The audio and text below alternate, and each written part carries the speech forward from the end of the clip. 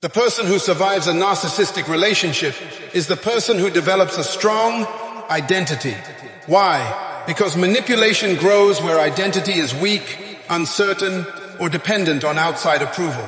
When you do not know who you are, you will constantly ask other people to tell you. When they praise you, you feel valuable. When they criticize you, you feel worthless. When they accept you, you feel secure. When they withdraw affection, you begin to panic. That is not emotional freedom. That is emotional dependence. A strong identity does not mean believing you are perfect.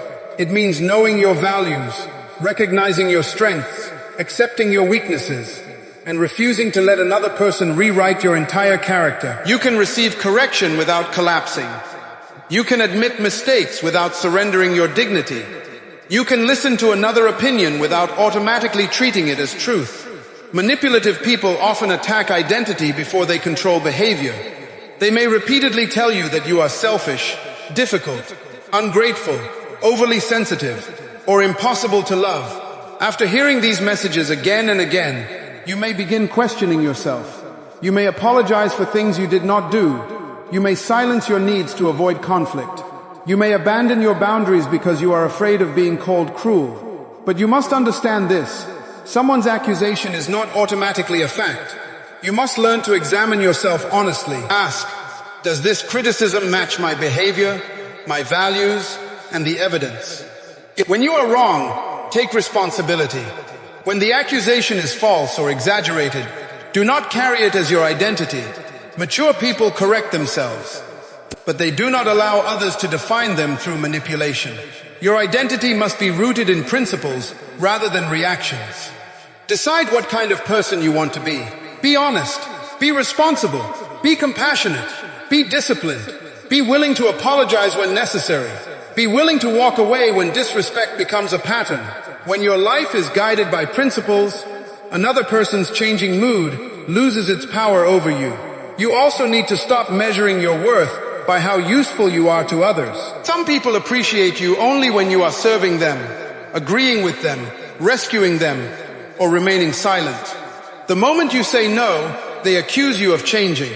But perhaps you are not becoming worse. Perhaps you are finally becoming whole. A strong identity allows you to say, I can care about you without abandoning myself. I can love you without accepting mistreatment. I can hear your disappointment without making it my responsibility to fix. This is the foundation of survival. You stop begging to be understood by someone committed to misunderstanding you. You stop proving your value to someone who benefits from your self-doubt. You stop surrendering your peace just to keep another person comfortable. Know who you are. Know what you stand for. Know what you will no longer tolerate. Because when your identity becomes stronger than their influence, manipulation begins to lose its power. The person who survives manipulation learns to study patterns instead of becoming trapped in endless arguments about intentions. This is a major turning point because unhealthy relationships often survive through faith. One day the person apologizes. The next day the same behavior returns. One moment they promise change. The next moment they blame you for expecting too much. If you judge the relationship only by emotional moments, you may continue ignoring what repeated behavior is teaching you. Words can be beautiful, but patterns are honest. A person may say, I never meant to hurt you, but if the same harmful behavior continues after many conversations, intention is no longer the most important issue. The effect is real. The pattern is established. Your responsibility is not to become a detective who spends years trying to discover what is hidden inside someone else's heart. Your responsibility is to observe what their actions consistently produce in your life. Do you repeatedly feel confused after simple conversations? Do they deny things you clearly remember? Do they apologize only when they fear losing access to you? Do they promise change but resist every form of accountability? Do they turn your concerns into accusations against you? Do they demand compassion for their pain while dismissing yours?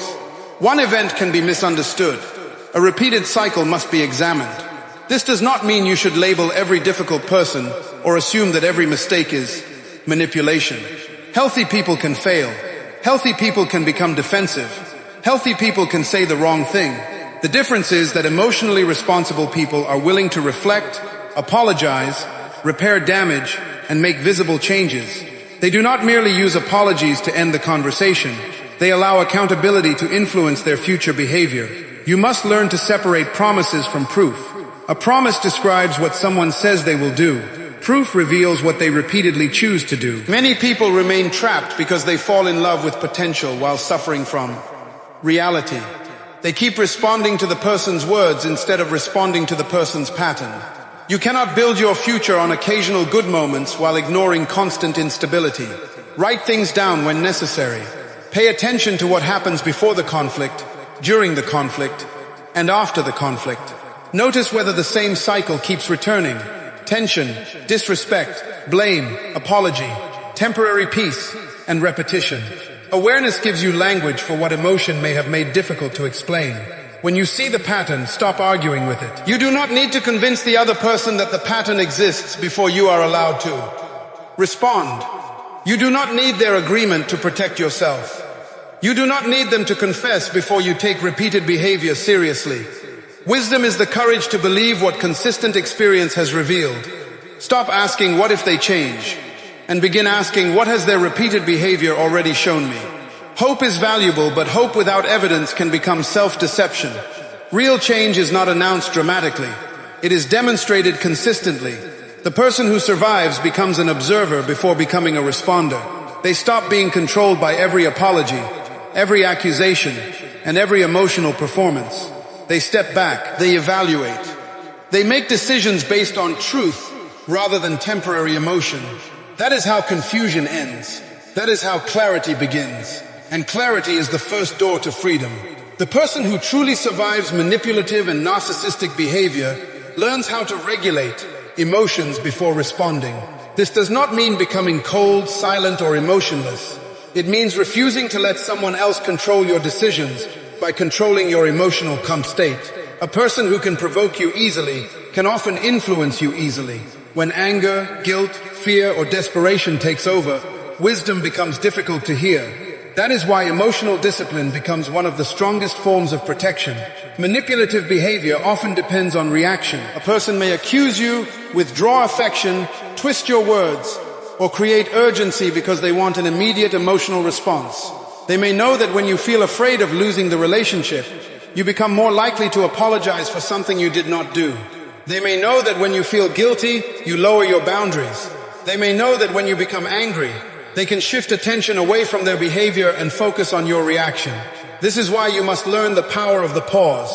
When a painful message arrives, do not answer immediately. When someone raises their voice, do not automatically raise yours. When you are pressured to make a decision, give yourself time. Step away, breathe slowly, write down what happened. Speak with someone trustworthy. Ask yourself, what response protects my values instead of feeding this conflict?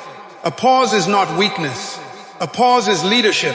You do not have to respond to every accusation. You do not have to explain yourself repeatedly to someone who is committed to misunderstanding you. You do not have to attend every argument to which you are invited. Sometimes the healthiest response is a calm sentence. I am willing to discuss this when we can speak respectfully.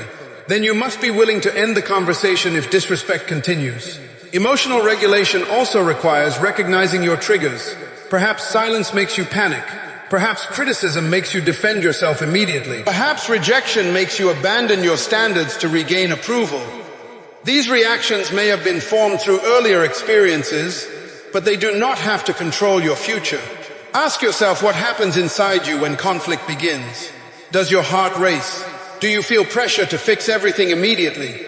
Do you become afraid that setting a boundary will make you a bad person? Awareness gives you choices. What you can observe, you can begin to manage. Remember, being calm does not mean accepting mistreatment. It means addressing mistreatment without surrendering control of yourself. You can speak firmly without shouting. You can leave a conversation without creating drama. You can say no without writing a long defense. You can feel pain without making a destructive decision. The strongest person is not always the one who speaks the loudest. The strongest person may be the one who remains grounded while pressure rises. Emotional discipline allows you to see patterns clearly, protect your boundaries, and make decisions based on truth rather than temporary fear. Your emotions are valuable signals, but they must not become your master. Feel them, understand them, learn from them, then let your values decide what happens next. A boundary is not an attempt to control another person. A boundary is a decision about what you will permit, what you will refuse, and what action you will take when your standards are violated. Many people remain trapped in unhealthy relationships because they announce limits but never try to enforce them. They say, "Do not speak to me that way," yet they remain in the same conversation while the disrespect continues. They say, "I will not accept dishonesty," yet they repeatedly excuse the same deception. Over time, the other person learns that the boundary is only a sentence, not a standard. You must understand this. People do not learn your limits only from what you say. They learn your limits from what you repeatedly tolerate. A healthy boundary must be clear, calm, realistic, and supported by action. You cannot control whether another person becomes angry, raises their voice, blames you, or attempts to provoke you. But you can control whether you remain present for that behavior. You can say, "I will continue this conversation when we can speak respectfully," and then step away. You can decide not to answer abusive messages. You can reduce access to your private information. You can stop lending money that is never repaid. You can refuse to participate in conversations designed only to shame, confuse, or exhaust you. That is not cruelty. That is responsibility. Some people will accuse you of changing when you begin enforcing boundaries. They are correct. You have changed. You are no longer willing to purchase temporary peace with permanent self-betrayal. You are no longer prepared to surrender your dignity just to avoid another person's disappointment. You have learned that a relationship without respect cannot remain healthy, no matter how strong the emotional attachment may be. Do not confuse guilt with wrongdoing. You may feel guilty simply because setting boundaries is unfamiliar. You may feel uncomfortable because you were trained to prioritize everyone else's emotions above your own well-being. But discomfort does not mean your boundary is wrong. Growth often feels uncomfortable because it requires you to abandon patterns that once helped you survive. A consequence is not revenge. Revenge seeks to cause pain. A consequence protects your peace and reduces further harm. The purpose is not to teach the other person a dramatic lesson. The purpose is to remain loyal to your values. You must also stop making threats you are unwilling to carry out. Never announce consequences simply to frighten someone. Choose actions that are safe, practical, and within your control. If the behavior continues, follow through calmly. Consistency builds self-respect. Every enforced boundary sends a message to your mind. My well-being matters. My words have meaning. I can trust myself. And when you begin trusting yourself, manipulation loses one of its greatest weapons, your fear of standing alone. One of the most difficult forms of emotional captivity is waiting for the person who wounded you to validate your pain. You keep hoping they will finally admit what they did. You imagine the day they will look at you and say, "I understand how deeply I hurt you. You did not deserve that." You believe that hearing those words will release you. But what happens when those words never come? What happens when the person who caused the confusion refuses to acknowledge it, minimizes it, or changes the story to protect their image? You cannot make your healing dependent on someone else's honesty. When you seek validation from the person who repeatedly dismissed your feelings, you place your peace in the hands of someone who has already shown that they may not handle it responsibly. You return to the same door, hoping that this time it will open. You explain yourself again. You provide more evidence. You choose softer words. You try to make your pain easier for them to understand. But some people do not misunderstand you because you explained poorly. They misunderstand you because accepting your truth would require them to take responsibility. You must recognize the difference. Your experience does not become real only when another person agrees with it. Your tears were real. Your confusion was real. Your emotional exhaustion was real. Your need for respect was real. You are allowed to acknowledge what happened without receiving permission from the person who we are benefited from your silence. This does not mean you should refuse self-examination. Mature people ask themselves honest questions. Did I make mistakes? Could I have communicated more clearly? Is there something I need to correct? Take responsibility for what truly belongs to you. Apologize where necessary. Learn from the experience. But do not accept false guilt simply because another person refuses accountability. There is a difference between correction and condemnation. Correction helps you grow. Condemnation keeps you trapped in shame. Correction identifies a behavior. Condemnation attacks your identity. A healthy person may say, "This action hurt me." A manipulative person may say, "Everything is your fault, and you are the problem." Learn to separate useful feedback from language designed to control you. Sometimes closure is not a final conversation. Sometimes closure is recognizing that the repeated pattern was the answer. The broken promises were the answer. The blame shifting was the answer. The refusal to listen was the answer. The continuous disrespect was the answer. You may never receive the apology you deserve, but you can still make the decision your future requires. Stop waiting for the person who diminished you to announce your value. Stop asking the person who ignored your voice to confirm that your voice matters. Stop expecting the source of your confusion to provide perfect clarity. Give yourself permission to move forward. Say, "I know what I experienced. I have examined myself honestly. I have learned what I needed to learn. I will not remain emotionally imprisoned while waiting for someone else to confess." Your healing begins when you stop negotiating with reality. It grows when you accept that some people may never understand your decision.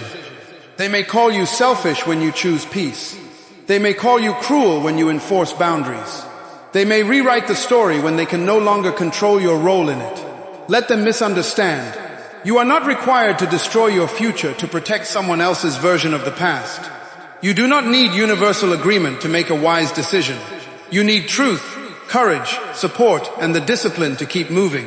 The moment you stop begging for validation is the moment you begin recovering your authority. Your worth does not rise when they praise you, and it does not disappear when they reject you. Your value was never created by their opinion. Therefore, their opinion cannot destroy it. Stand up emotionally. Take your dignity back. Let your healing be built on truth, not on an apology that may never arrive. The person who survives is the person who finally understands. I do not need the one who wounded me to become the one who restores me. Compassion is a strength, but compassion without wisdom can become a doorway to repeated pain. The person who truly survives narcissistic behavior learns how to understand another person's struggles without becoming responsible for fixing them. They may recognize that someone carries wounds from the past. They may understand that insecurity, fear, rejection, or emotional neglect shape the way that person behaves. But understanding the origin of harmful behavior does not require accepting its consequences forever. You must learn this distinction. An explanation is not an excuse. Someone may have suffered, but suffering does not give them permission to control you. Someone may have been betrayed, but betrayal does not justify constant suspicion. Someone may fear abandonment, but fear does not justify manipulation. Someone may feel insecure, but insecurity does not give them the right to insult, blame, threaten, or emotionally exhaust you. Your heart can remain compassionate while your boundaries remain strong. Many kind people become trapped because they believe that leaving, limiting contact, or saying no makes them cruel. They confuse empathy with obligation. They think, if I understand why this person behaves this way, I must continue tolerating it. No, understanding should produce wisdom, not self-destruction. You can care about someone and still recognize that their behavior is unhealthy. You can forgive someone and still decide that they no longer have unlimited access to your life.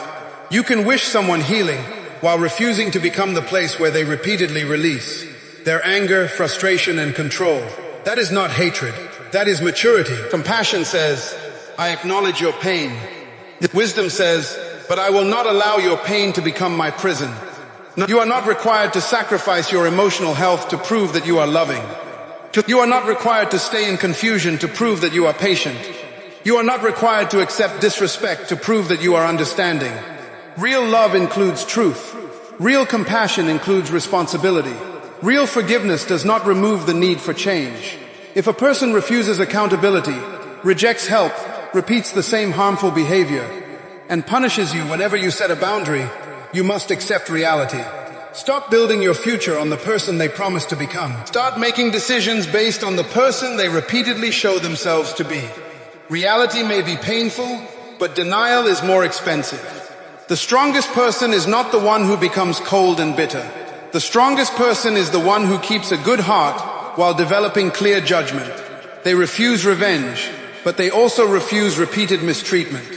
They release hatred, but they do not abandon wisdom. They remain compassionate, but they are no longer controlled by guilt. Protecting yourself does not make you heartless.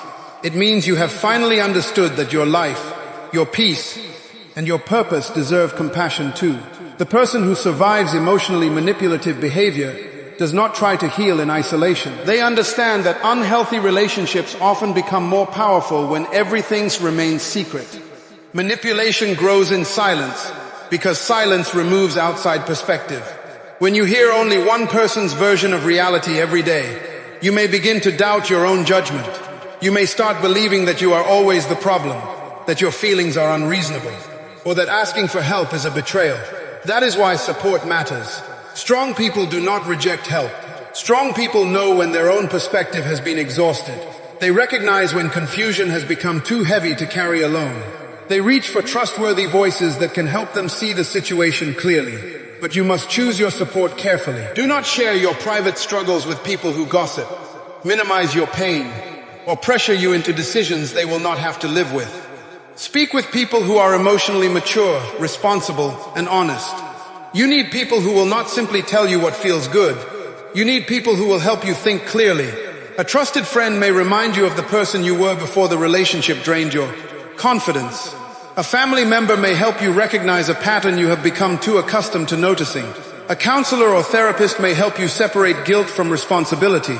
A support group may show you that your experience is not as unusual as you thought. Seeking professional guidance is not a sign that you are broken. It is evidence that you value your future enough to receive informed support. There are situations where emotional support must also become practical support. When controlling behavior includes threats, intimidation, stalking, financial restriction, monitoring, or physical danger, inspiration alone is not enough. You need a responsible plan. Protect important information. Understand your financial position. Keep necessary documents accessible. Tell trustworthy people what is happening. Learn which resources are available in your area. Avoid making dangerous confrontations simply to prove that you are no longer afraid. Courage without wisdom can place you in greater danger. Real courage thinks ahead. Real courage prepares. Real courage accepts help. You do not receive a medal for suffering alone. You do not become more worthy by hiding what is happening. Secrecy may protect the image of the relationship, but it may also destroy the person inside it. Ask yourself, who knows the truth about what I am experiencing? Who can I contact when I feel confused? Who will respect my privacy while helping me remain grounded? What practical resources would I need if the situation became more serious? Build your support before the crisis becomes greater. You were never meant to carry every burden alone. Healing often begins when isolation ends. The moment you allow trustworthy people to stand beside you, manipulation begins to lose one of its greatest weapons, the belief that you have nowhere else to turn. You are not weak because you need support. You are wise because you refuse to remain alone in a situation that requires clarity, protection, and responsible action. The person who truly survives narcissistic behavior is the person who chooses purpose over gross emotional captivity. This means they stop allowing one painful relationship to become the center of their entire. They understand that healing is not spending every day analyzing what happened, replaying conversations, checking whether the other person has changed, or waiting for an apology that may never come. Healing begins when attention returns to the future. You were not created to spend your life studying another person's dysfunction. You have abilities that must be developed. You have goals that must be pursued. You have responsibilities that require your focus. You have dreams that existed before the confusion entered your life. The moment you reconnect with purpose, the unhealthy relationship begins to lose its control over your mind. Purpose gives your pain a smaller place to live. When you have no clear direction, your mind can become trapped in the past. You wake up thinking about what they said. You spend the afternoon wondering why they treated you that way. You go to sleep imagining conversations in which you finally make them understand. But when your life becomes filled with meaningful goals, disciplined routines, healthy relationships, and personal development, you no longer have unlimited time to remain emotionally imprisoned. You must ask yourself a serious question. What part of my life have I neglected while trying to manage someone else's behavior? Did you neglect your health? Did you abandon a dream? Did you distance yourself from trustworthy friends? Did you stop learning? Did you lose financial confidence? Did you forget the activities that once brought you joy? Recovery requires more than leaving an unhealthy pattern. It requires rebuilding the life that became smaller while you were surviving it. Start with simple actions. Create a daily routine. Take care of your body. Organize your environment. Reconnect with responsible people. Learn a new skill. Set financial goals. Read material that strengthens your thinking. Keep the promises you make to yourself. Every disciplined action sends a message to your mind. My life belongs to me again. Do not wait until you feel completely confident before taking action. Confidence often returns after action, not before it. Each time you make a wise decision, you rebuild trust in yourself. Each time you protect your time, you restore personal authority. Each time you complete a goal, you prove that your future is greater than your past. Your purpose must become louder than the memory of what hurt you. You may still experience sadness. You may still remember the good moments. You may still wonder whether things could have been different. But grief does not mean you should return. Missing someone does not mean the relationship was healthy. Feeling lonely does not mean chaos was love. You can feel pain and still move forward. You can remember and still rebuild. You can forgive and still protect your future.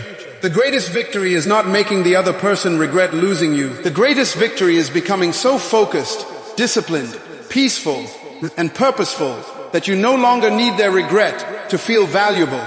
Stop making your healing about proving something to them. Build because your life matters. Grow because your potential deserves expression. Move forward because your future is waiting. You survived the relationship. Now refuse to spend the rest of your life living in its shadow. Reclaim your energy. Reclaim your vision. Reclaim your responsibility. Let purpose pull you out of emotional captivity and lead you into a life where your identity, peace, and direction are no longer controlled by anyone else.